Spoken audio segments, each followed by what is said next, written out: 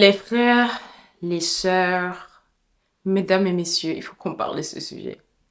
Je ne peux pas parler en langue, prier pour les malades, imposer les mains aux malades, prêcher l'évangile et être impoli. Et être méchant et enfin, manquer de manière, quoi. Je suis d'accord que c'est un processus, mais ça commence par reconnaître qu'il y a un problème. Et si tu ne reconnais pas qu'il y a un problème, comment est-ce que tu t'apprêtes à arranger cela?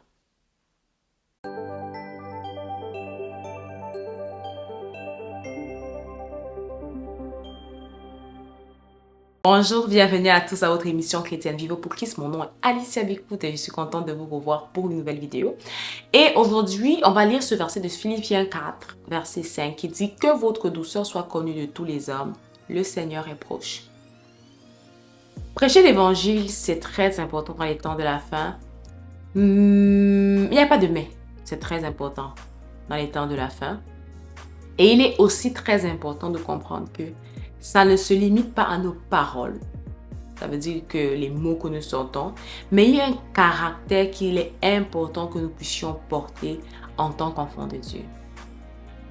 Et franchement, je parle, mais je ne tire les balles sur personne parce que je me suis retrouvée dedans as well aussi. C'est-à-dire que parfois, tu manques juste de tempérance. Ça veut dire que tu manques de contrôle, tu manques, et puis tu es juste énervé, tu parles n'importe comment. Mais il faut qu'on se dise qu'on ne peut pas finir un service, que ce soit un service personnel où tu étais dans la présence de Dieu toute seule dans ta chambre, que ce soit à l'église, où on pleure dans la présence de Dieu, où on est comme les personnes les plus amoureuses du ciel, de Dieu qui soit, et puis on se comporte comme des personnes qui n'ont pas de manière. Vous voyez ce que je veux dire? On se comporte comme des personnes qui n'ont pas été... Dommage, je te le dis, mais qui n'ont pas été éduquées. Maintenant, je dis cela avec beaucoup de pincettes. Si tu as grandi dans une famille où on t'a pas appris de bonne manière, ça peut arriver, ça arrive, dépendamment de comment tu as grandi, de l'environnement dans lequel tu as été. Il faut que tu laisses la parole de Dieu te transformer. C'est pourquoi j'ai voulu qu'on lise ce verset qui dit que notre douceur soit connue de tous. Donc, Dieu lui-même nous invite à ce que notre douceur soit connue de tous les hommes. Maintenant, c'est quoi la douceur? Quand on parle de douceur, on ne parle pas non plus de te compromettre, de compromettre le message de l'évangile ou bien de faire semblant. Vous regardez, vous connaissez Christ. Christ n'était pas quelqu'un qui était insécure, qui voulait plaire à tout le monde. On parle pas de vouloir plaire à tout le monde, mais on parle d'une certaine stature, on parle d'une certaine maîtrise de soi, une certaine manière d'être en fait devant les hommes. On parle pas d'être là pour attiser la flamme de feu, ou comme on dit, mettre le piment dans la sauce. Donc, il y a une certaine posture lorsqu'on parle de douceur. Le dictionnaire dit que la douceur, c'est la qualité de ce qui n'est pas extrême, brusque ou discontinu. C'est un caractère, des comportements doux et affectueux. Et comme synonyme, il donne de la clémence, de la gentillesse, de la tendresse, de la finesse, de la velouté. Bref, comme vous pouvez le voir, c'est quelqu'un en fait qui prend sur lui la façon dont il parle, la façon dont il se comporte. Et ce que j'aime beaucoup avec Christ, avec Jésus-Christ, c'est que lui, il disait pas les mots pour les dire. Il n'avait pas des empty words, comme on peut dire, des paroles vides. Non, son caractère et ses paroles matchaient ensemble. Et il est important que si nous voulons être des hommes et des femmes spirituels, que nous ayons aussi ce caractère qui marche avec. C'est vrai que parfois, c'est facile de dire à quelqu'un, c'est pas moi qui ai la responsabilité de garder ton cœur, c'est toi qui dois garder ton cœur. Mais, il faut aussi savoir que tu joues un rôle. C'est pourquoi la Bible va dire, attendez, je veux qu'on lise ce verset. Ah, dompter sa langue, c'est très important. Celui qui a la maîtrise de sa langue. C'est quelque chose que on a parfois du mal, c'est la maîtrise de la langue. C'est plus quand tu es énervé, quand tu as envie de parler, ça sort comme ça sort. C'est dans le livre, je pense que c'est dans le livre de Jacques.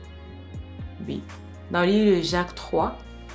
Mes amis, attendez, j'ai le verset. Voilà. Il dit, la langue, Jacques 3, verset 6, la langue est comme un feu. Attendez, je lis la version 8 secondes parce que là, c'est la version du semaine.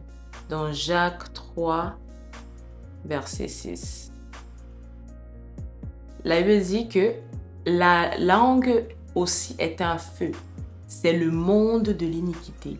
La langue est placée parmi nos membres, souillant tout le corps et enflammant le cours de la vie, étant elle-même enflammée par la hyène.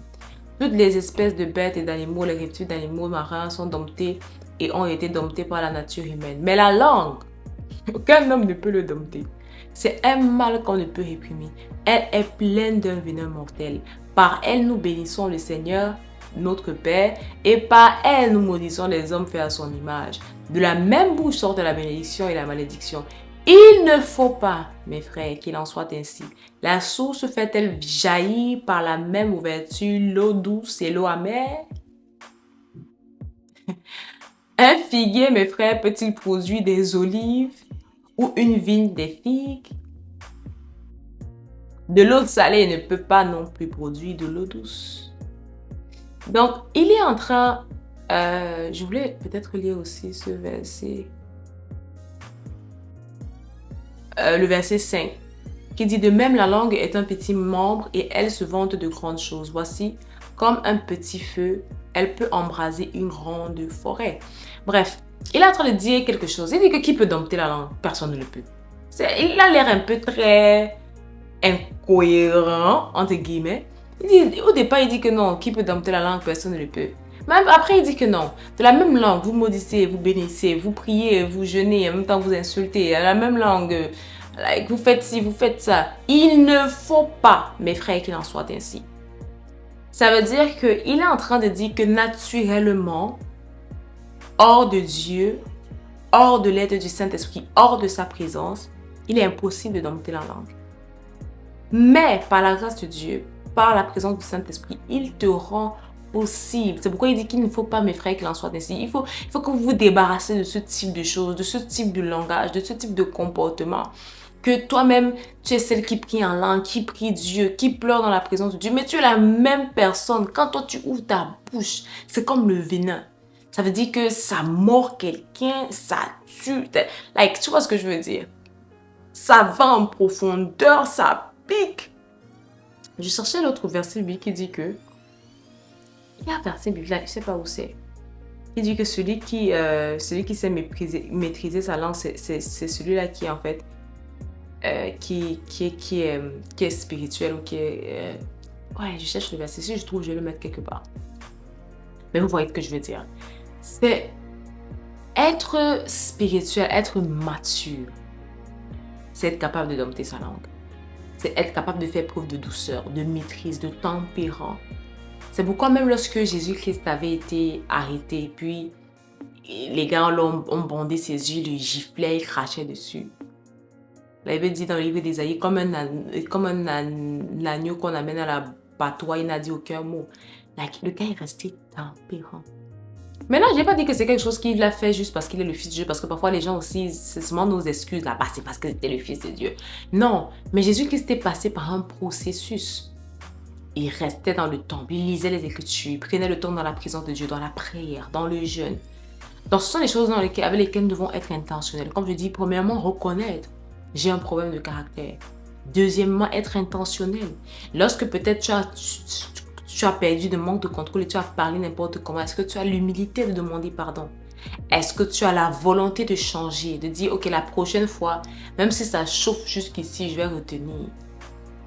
On ne peut pas en même temps proclamer que nous sommes enfants de Dieu, en même temps être impoli, inconsidéré, sans manière, parler comme si, je ne sais pas, on ne peut même pas imaginer qu'avec la même bouche, tu glorifies le Seigneur.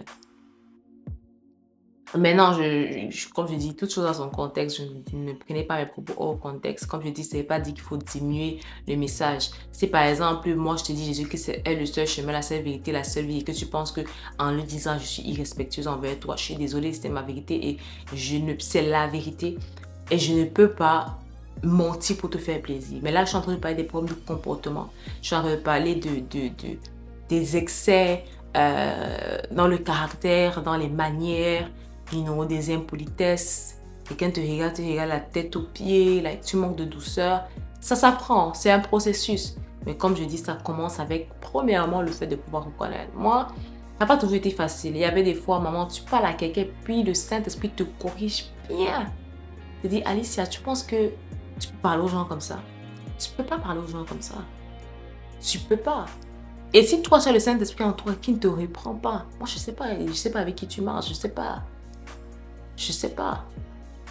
Je sais pas. Donc, il y a des fois où, voilà, moi, je m'étais dans ce genre de situation, le Saint-Esprit te reprend, il te corrige bien.